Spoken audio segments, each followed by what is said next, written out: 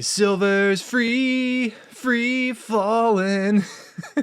Welcome back to the Modern Stacker, everybody.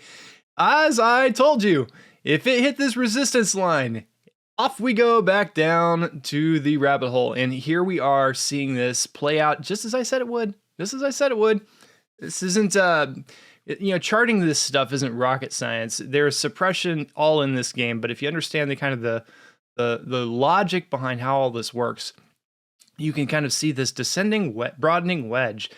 And unless it was to break through this line, I mean break through it, punch through it, it wasn't going up. And when it goes up, it's going up for a moonshot. But until it goes up for the moonshot, it's got all this room to play in. Hi. Yeah, excuse me for 1 second. So apologize for the interruption, but this video was actually recorded last week. So I just wanted to call out that this section right here is new since the filming. And anyway, it doesn't really change the conversation of this video, but I wanted you to know that it's still relevant and that this happened since this video. Anyway, I'll let you get back to the video. Sorry for interrupting.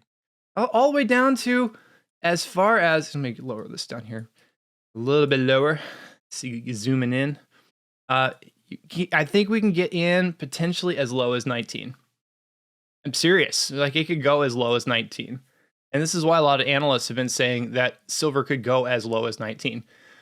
I don't think we're going to get there, but it's going to get close. Or it's going to find some support around here in the middle zone and it'll recover. But until then, I mean, we are looking at basically a situation where we have this entire wedge space to play in. And I don't think we've seen the bottom of this yet. This could drop down to 22. This could drop down to 21. Possibly even before the end of the weekend. Maybe if it drops down to 22, all this means to you. Okay. What does this mean? Should I panic? Should I sell? Should I hodl? Should I, go into a bunker and, in a corner and just, no. What this means is buying opportunities for those of you who like to dollar cost average. That's all this means. I mean, this is paper trading, right? It's the physical stuff, this stuff that jingles. That's the stuff that you want to be looking at this and saying, yes, it's coming back down. It means time to back the truck up a little bit more, get a little bit more, add to the stack. I'm not a financial advisor. I'm just a dude on YouTube who likes to talk about shiny things, but I do see this as an exciting direction for us to get a little bit more before it heads to the moonshot. And when I say moonshot, I'm talking, 20, at least 25, 26 because of a larger Whoa, hello. Hello, lines. Okay, well, the lines have gone crazy. Yeah, all right, well, you get the point. Check out, just watch the broadening wedge as it goes down, and there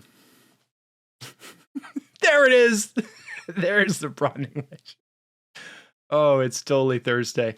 Anyway, take a look at this. This is the moonshot that we're all kind of watching. This one goes back a while, and I do mean like a while. So anyway, there's an interesting little pattern there that some people have been tracking. But punchline is that right now, the pattern that we are currently in is a descending broadening wedge, and there's another descending broadening wedge that I've been tracking, which says it could go even lower.